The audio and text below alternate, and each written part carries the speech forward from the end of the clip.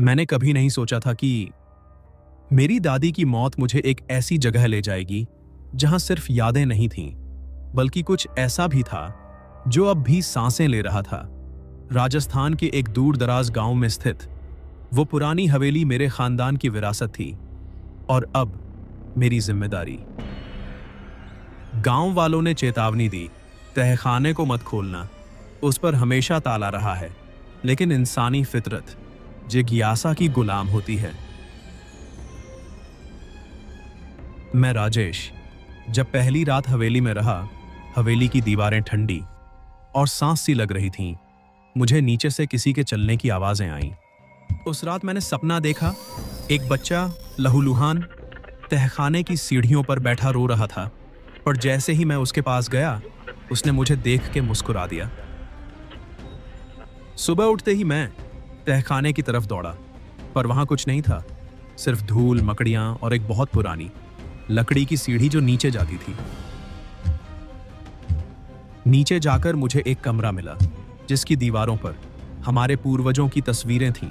सब सामान्य थीं, सिवाय एक के जिसकी आंखें रात में चमकती थीं। मैं जैसे ही मुड़ा, एक परछाई दीवार से उतरकर जमीन पर रेंगती हुई मेरी तरफ बढ़ने लगी और मेरी सांसें थम गईं।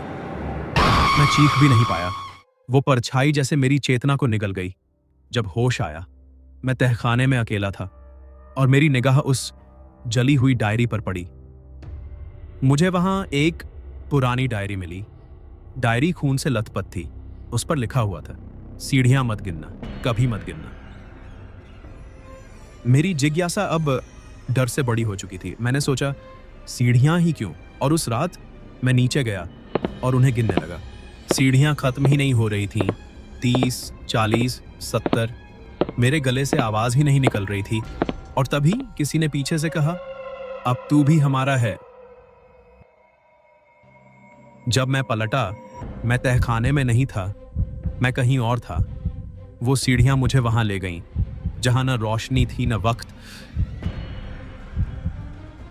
जिस बच्चे को मैंने सपने में देखा था, वो अब मेरे सामने था और उसने कहा, अब तेरी बारी है नई तस्वीर बनने की।